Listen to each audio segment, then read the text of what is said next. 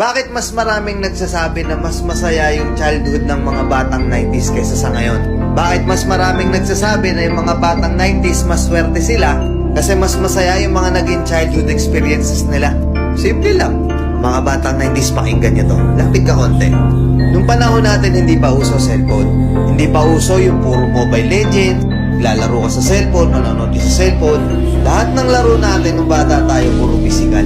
Naalala mo pa ba yung lalabas ka sa hapon para lang makipaglaro sa mga kaibigan mo? Yung tipong nababadtrip ka na kasi nabuburot ka na sa laro, pero tuloy ka pa rin kasi masaya ka makipaglaro sa kanila. Yung tipong lalabas ka ng alas 3 ng hapon hanggang alas 6, hindi ka na pwedeng magpagabi kasi mapapalo ka. Pero yung maiksing oras na yun para makapaglaro ka, pakiramdam mo ang haba-haba na. Naalala mo pa ba? Pag galing mo sa eskwela, madaling-madali ka kasi may papanoorin ka pa. Oo, kasi yung mga palabas sa TV noon, puro pang bata pa. Puro cartoons, may mga anime pa. Nakakatuwa kasi yung mga palabas noon talagang nakakatulong sa bata. May matinik, may Hiraya Manawari, may City Eskwela pa. Hindi ngayon. Putik na yan yung mga pinapanood ng mga bata. Puro pag-ibig na. Puro drama. Di ba?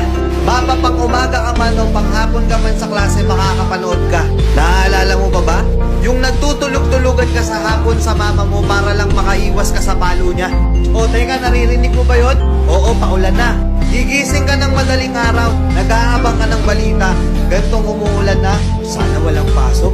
Yung tipong kahit hindi pa nag-a-announce sa balita, pag lumakas yung ulan ng ganyan, anak, huwag ka nang pumasok. Manood ka na lang sa TV ha. Makikipagtampisaw ka sa ulan kasama ibang mga bata.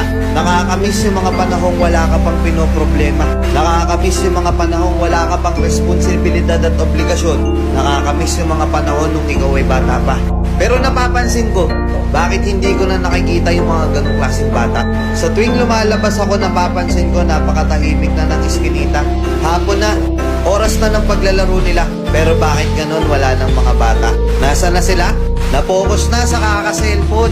Hindi na lumalabas ng bahay. Mas minaigi na lang nilang mag-cellphone at manood ng mga bagay na wala namang kakwenta-kwenta. Iba na talaga panahon ngayon, no? Kasi ngayon yung mga bata hindi na nila ini-enjoy yung pagkabata nila.